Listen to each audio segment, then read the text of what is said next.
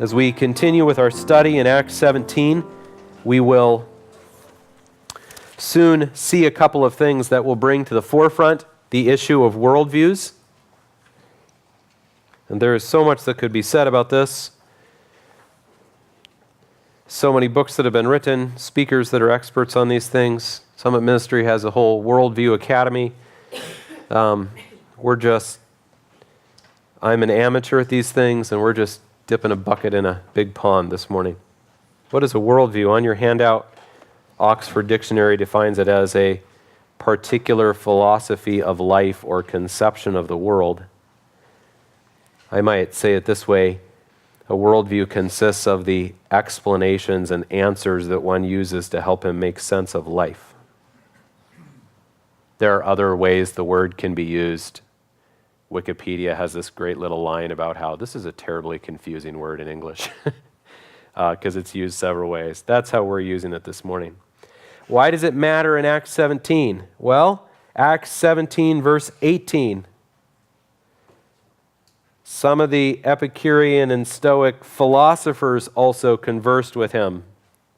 And did you see the dictionary definition of a worldview? A particular philosophy. So worldview is a philosophy, and philosophy is a study of worldviews, and worldview is a philosophy. And we're in a circle, I think. What that means, though, is that what this reminds us of is that Athens had been kind of like the home of philosophy. Really all the way back to Homer and his ideas about the gods. And then Thales, there's this really intriguing moment when Homer had kind of presented this idea of these gods who are like human beings, and they're kind of throwing lightning bolts around for the fun of it, and we're just at the whim of the gods. And then Thales predicted an eclipse, and people said, wait, what? How can you predict an eclipse if the gods just throw things like that at us for the fun of it?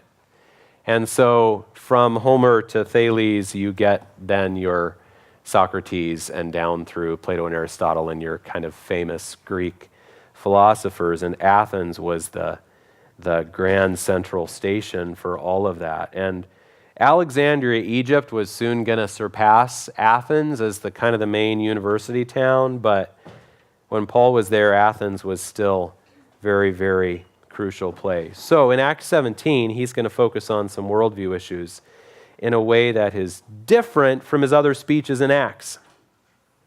When Paul spoke in Jerusalem, like he will later in the book, on the streets in Jerusalem, or when Paul spoke in a synagogue, he shared a whole bunch of worldview with those people, even though they may have disagreed about Jesus.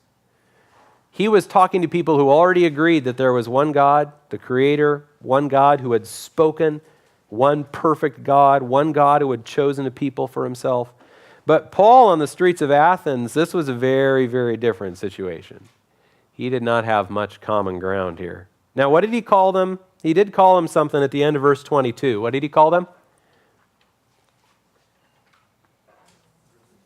Very religious. Now, what does that mean? Because, see, here's the thing. Most of the major Greek schools of philosophy at the time of Paul didn't really believe in the existence of gods. They played along with the whole thing because you had to. I mean, if you're going to live in the Roman Empire, you had to at least believe that who was a god? The Caesar, right? The emperor. So you had to believe in gods if you lived in the Roman Empire. And if you're going to live in Greek culture, you had to at least, all the trades had their patron gods and goddesses and all this. You had to at least play along with that. But the philosophers were not shy about making it clear that they really weren't so sure that there was reality to any of this. So Paul says, you're very religious. That's, I think, a carefully chosen word that he's using there for them. So did Paul have that common ground with them at least? Well, sort of. I mean, they kind of believed in gods, maybe. That's about the best we can say. So there's really not much worldview commonality to start with in Athens. Okay, so your handout asks this question. what might be similar situations for us today. We're not going to find an exact parallel. None of you are a Jew walking into a Jewish synagogue as a classically trained rabbi. So we're not going to find exact parallels. But for us, who might be similar to synagogue audiences? Okay, that would be someone with whom you share several parts of your worldview, but they're not, or probably not, born again. Who would that be? Tim? Mormons. Okay, all kinds of worldview commonality, right? Who else? Catholics. Muslims, I'm so glad you brought that up. That's not something we think of. We think of them as so distinct from us, and yet there are major foundational worldview blocks that you share in common with Muslims. Why? Because Islam came out of Christianity and Judaism.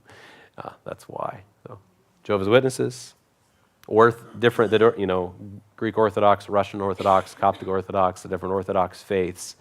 So in those examples, our views about Jesus and salvation may be very different, but there are some key elements of our worldview that are similar. Okay, so for us, who might be similar to the Greeks in Athens? This would be someone who is in some sense of the word religious, yet you share very little worldview with them. Who would that be?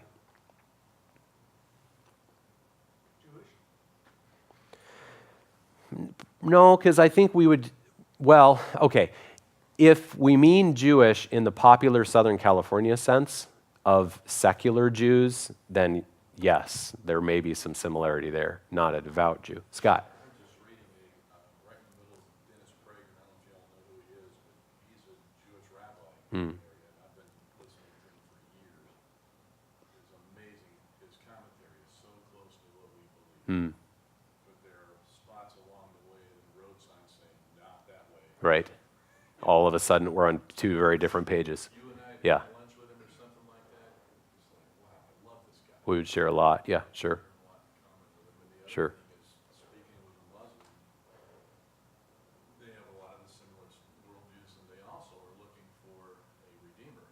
They're Yeah. also looking for an antichrist. Right. And if you guys go to Dr. MacArthur, he has an amazing sermon on that. Their antichrist is our their Christ. is our antichrist. Yeah, right. It's scary. Right.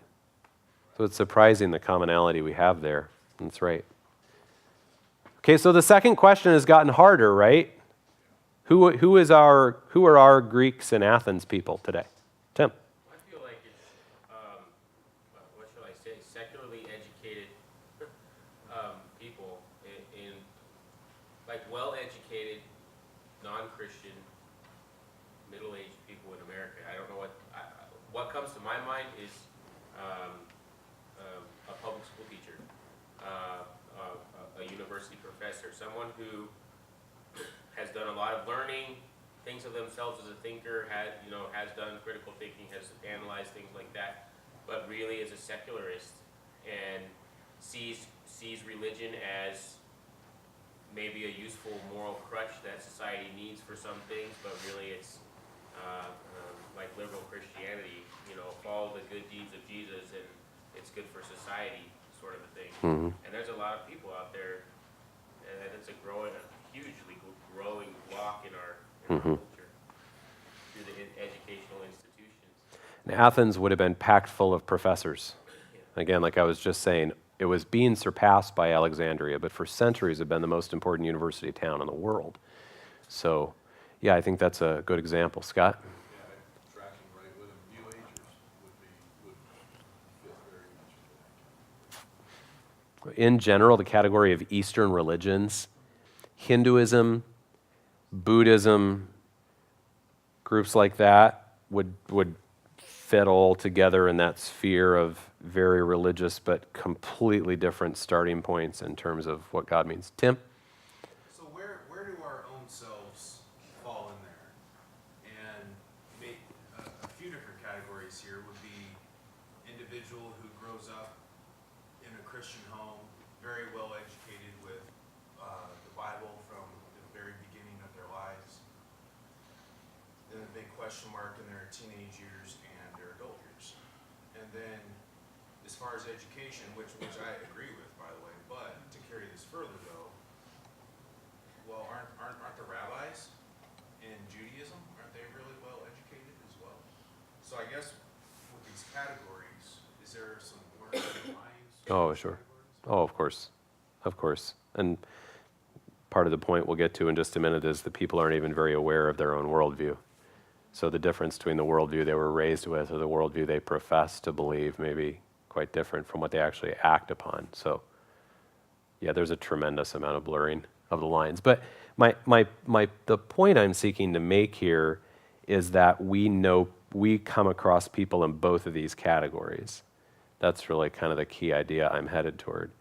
And I think in the second category here, the group of people that I'd especially like us to think about is those who say they're spiritual but don't have any particular faith system, which would be some of those secularists who also claim to be spiritual. Not religious, but spiritual.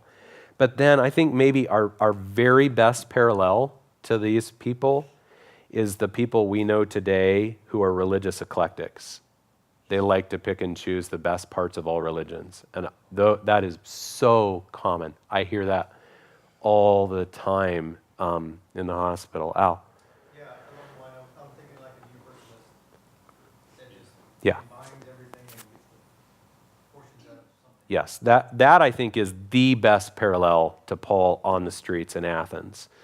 And that's a kind of person that we would come across all the time. So hopefully we can see there that the audiences Paul went to in Athens, though distinct from anything we would ever experience, have parallels to a bunch of things that we do experience. Arthur, your hand up. Oh, okay. So if we leave your hand out for just a minute, we have lots of reasons to talk about worldviews. It can help us understand Acts 17 better. It can help us think through different kinds of evangelism opportunities better, whether we share a lot of worldview or very little. It can help us get excited about how God's word provides really robust answers. We'll talk about that more in this time and in the next service. And then there's a fourth reason that connects to last week's sermon. We talked about hating the things the world worships instead of God, but we also noted that sometimes we have a hard time recognizing those things. So thinking about worldviews helps us with that because our worldview creates our idols. So on your handout, you see that it says this: every worldview tackles the big questions and problems of human existence, and at least implies where the answers and solutions to those things might be found. Whatever those answers and solutions are, they are the gods of that worldview. That is such a foundational principle. And I'm not really going to focus on it this morning, but understanding worldviews helps us recognize idolatry because our gods are whatever things we turn to for help with life's biggest questions and problems. Every worldview has its gods. And so, Tim was bringing up the fuzziness of all this, but actually if we reverse the order here, we're saying that your gods come out of your worldview, but it's also true that your gods tell you what your true worldview is. They reveal your true worldview because they are whatever things you turn to for the answers and solutions to a difficult life that we live here. Every worldview has its gods, okay? So here's some big ideas now. Number one, everybody has a worldview. So I found this quote from a book that's called Living... Whoa, there is a serious typo there. That book is called Living Without God, not with God. New Directions for Atheists, Agnostics, Secularists, and the Undecided. This is a book from 2008, Ronald Aronson, so obviously this is not a Christian writer, but what he says is so fascinating, and it's really the reason why he wrote his book. He says, religion is not really the issue, not our biggest problem as people trying to live without God. But our biggest problem is the incompleteness or tentativeness, the thinness or emptiness of today's atheism, agnosticism, and secularism. Living without God means turning towards something. To flourish, we need coherent, secular, popular philosophies that effectively answer life's vital questions. That's a quote to save. Living without God means turning towards something. Everybody has a worldview. Everybody has some sort of explanations and answers, and that is not a Christian saying that those views are incomplete, tentative, thin, and empty. That's somebody trying to live without God who's frustrated by the incompleteness, tentativeness, thinness, and emptiness and trying to propose some answers. Okay, everybody has a worldview. Number two, most people aren't very aware of theirs.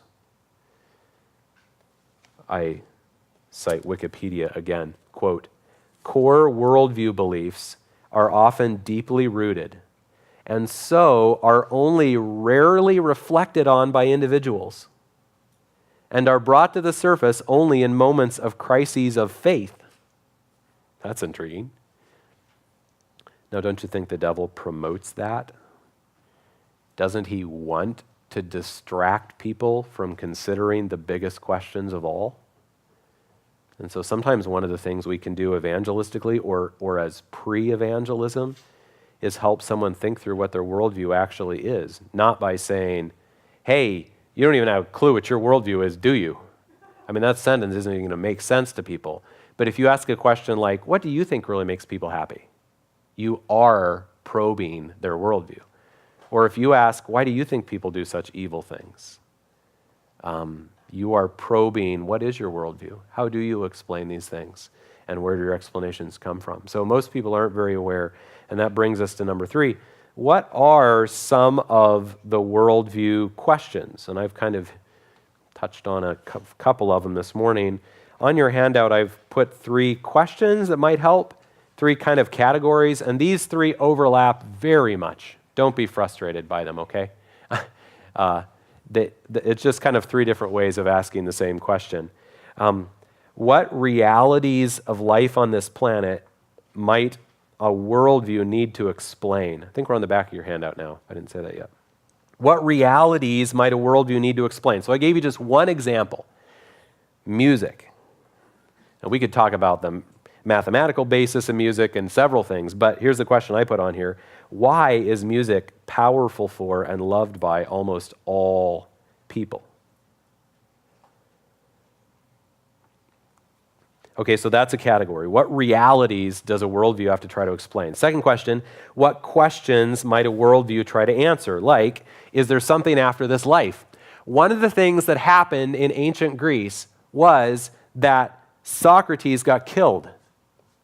And that was a really shocking thing for the Athenian community. And from that point on, you find the Greek philosophers consistently asking questions about death, what it means, what's after death, and what you do about the fear of death. So is there something after this life is a question that a worldview might need to try. And then the third category here, what problems might a worldview try to solve? Like, how can people acquire happiness? Okay, 9:55. You got 10 minutes to work on this. You can work with the help of some people around you. If you see someone who looks especially philosophical, or you can work on it yourself. From now till 10:05, fill in some things on those lists. What realities does a worldview have to try to explain? What questions might it try to answer? What problems might it try to solve? Go for it. All right, 10:05 has arrived. So we do not have a lot of time left here. If we had an hour, we could start sharing answers and go for a long time.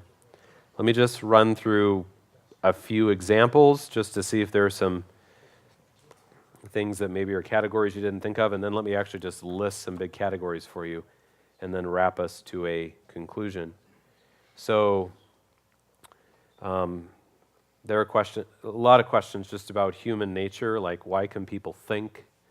Why do people have a consciousness and a conscience? Why do people tend to be so intensely spiritual?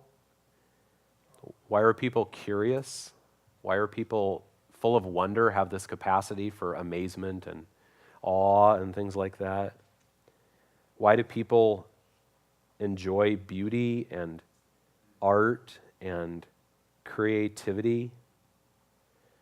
How do you explain math and music and ecosystems, and why do humans crave relationships? It's so universal.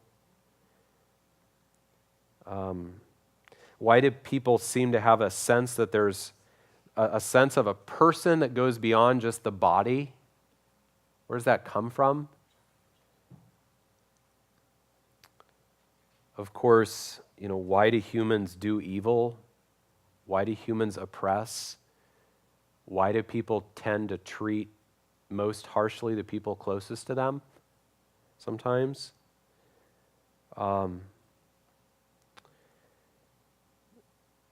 There are many other questions about relationships, like how should humans live together? How should they be governed? How do they find peace? What does peace mean? What is the meaning of sexuality, of marriage, parenting? Are all humans equally important? Or should there be some hierarchy of human relationships? What about the relationship between humans and animals, or humans and plants? Is there some hierarchy there of importance, or are those things equally important? Can a chimpanzee sue a human in court? Can a child sue their parents? Those are serious questions being asked today. How do we explain stories of miracles, exorcisms, things like that? What's your explanation for those things?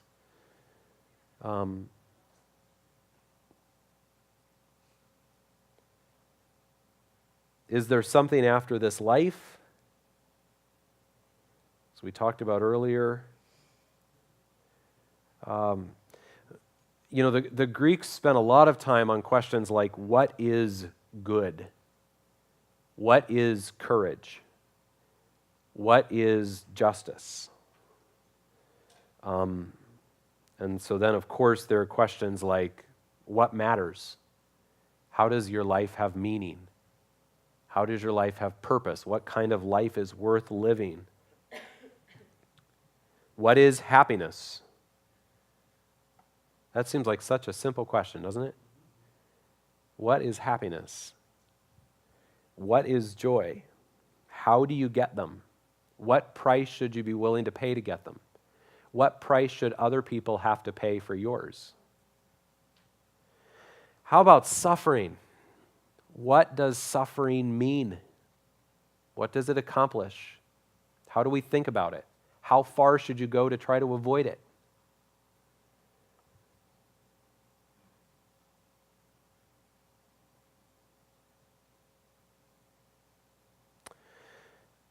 So maybe if we were just to try to simplify down to some basic categories, and again, please understand there are all kinds of books about this, and there are Christians who travel and speak just on this at universities and stuff.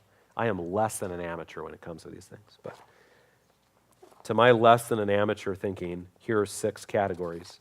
Questions about God. Is there a God? If so, who is he? How do we know that? Can we know that? What does he think about us? Things like that. So that's number 1, questions about God. Number 2, questions about creation. How did we get here? Why does this planet uniquely sustain life? Why does nature operate as it does, etc.? Questions about God, question about creation. 3rd category would be questions about values. Is there right? Is there wrong? How should we live? How should we relate to other people? Ethics, those kind of things. 4th category, questions about knowledge. How do you know what you know? How do we find knowledge? What is true? What is false? And how do you know? Questions about meaning. What do people really want? What do people really need? What should people live for? What makes people happy?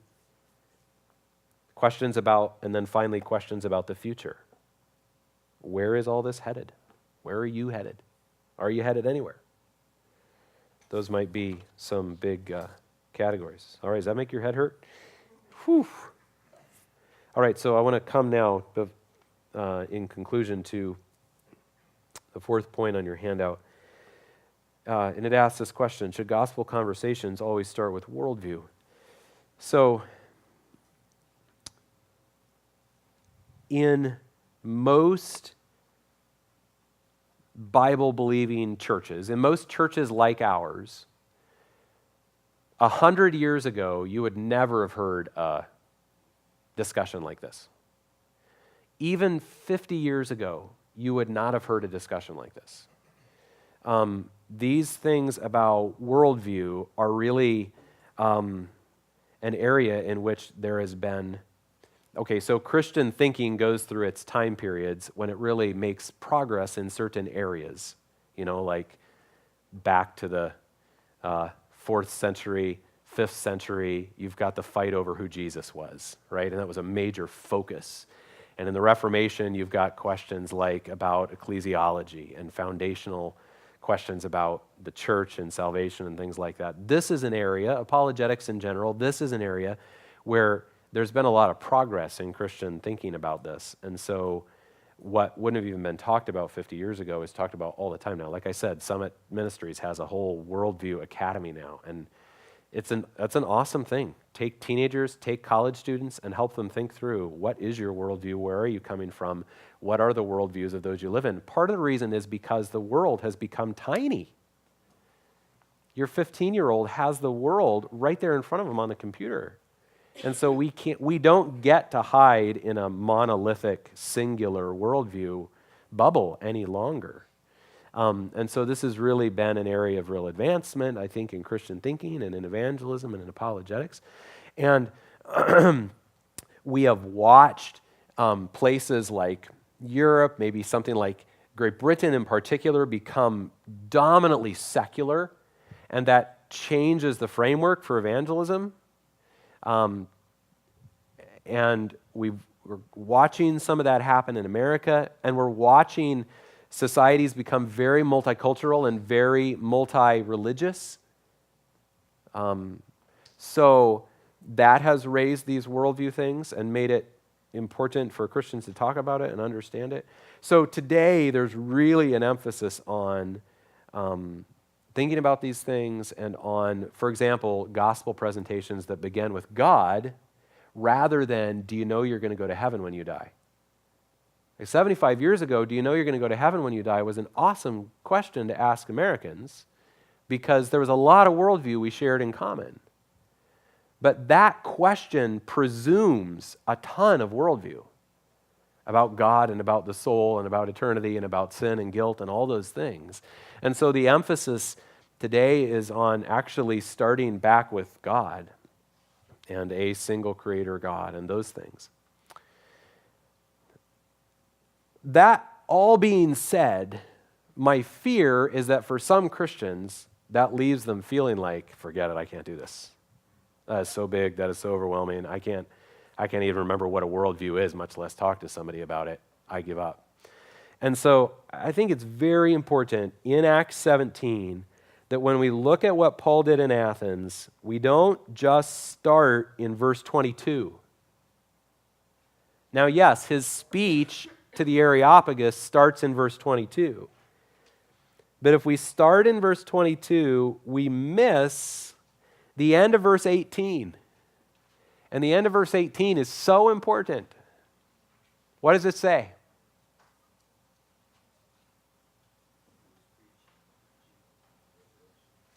You see it? Isn't that good? Aren't you glad for that? Paul was brilliant. Paul was very well educated. Paul could go talk to the university professors on the street in Athens. Paul demonstrated some remarkable philosophical acumen in his speech on Mars Hill. But we're also told that when Paul went out on the streets of Athens, what he did was talk to people about Jesus and the resurrection. So what's the question on your handout say?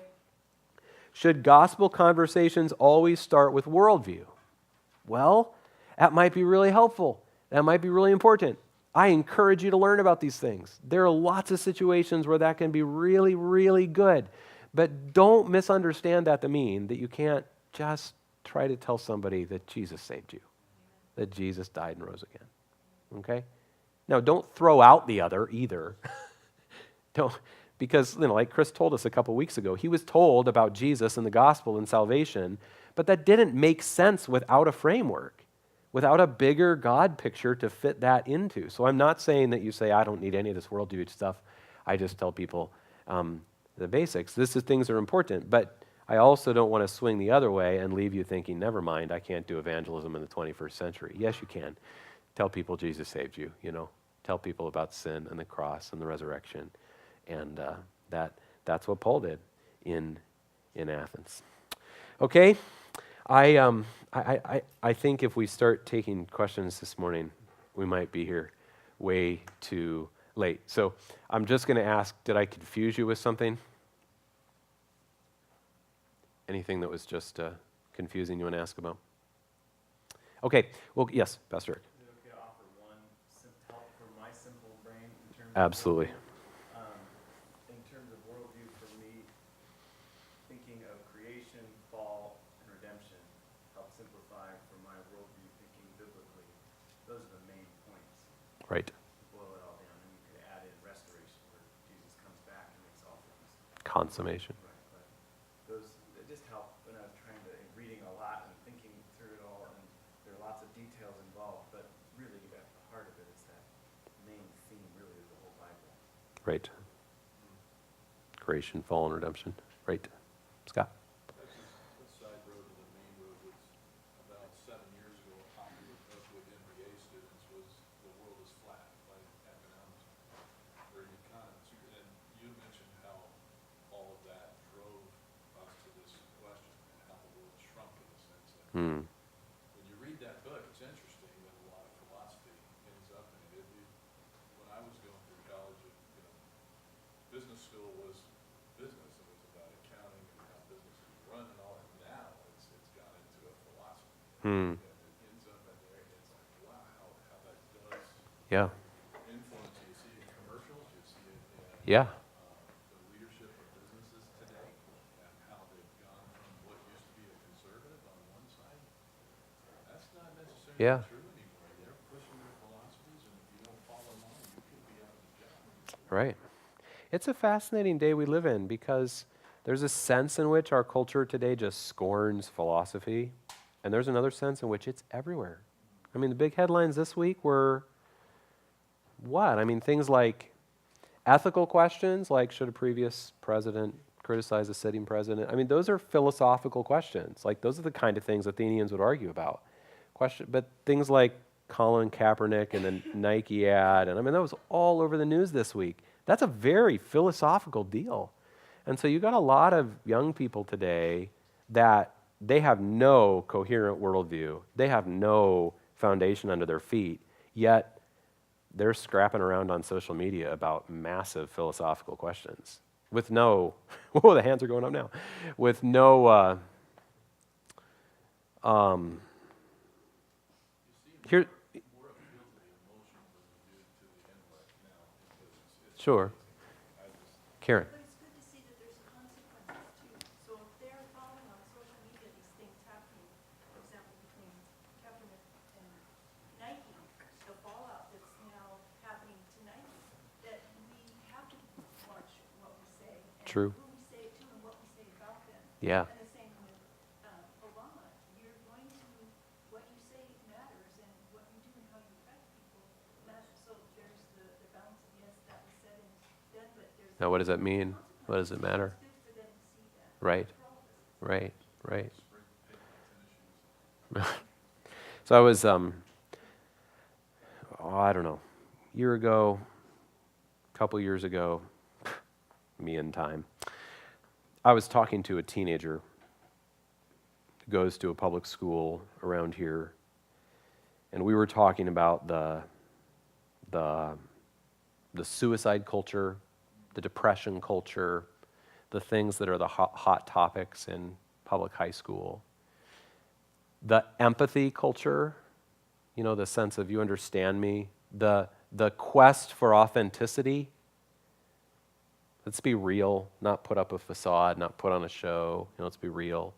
I was talking to this teenager about these things, and one of the things we were talking about together was the need for there to be, if we picture ourselves like people in a river who feel like they're drowning, and they look around and find other people who feel like they're drowning too, there's a certain comfort in that. But there does need to be a rock in the river that you try to get to together. It isn't sufficient just for a bunch of drowning people to feel better that we're all drowning together. We together need to figure out where the rock is and how we can get to it. And so I was trying to use that illustration to help this teenager think through the need to move beyond just empathy with these other teenagers who are saying, yeah, I'm depressed too, or I have this diagnosis too, or I want to commit suicide too, or whatever it might be. And where is a rock? Where is something worth living for? Scott? Your best question there is, who does that help? Yeah, right. Right. So we're thankful that there's a rock. So we'll come back to these things. This gives you an introduction to the next service, the sermon in the next hour. I'm just going to dismiss you now. Thanks.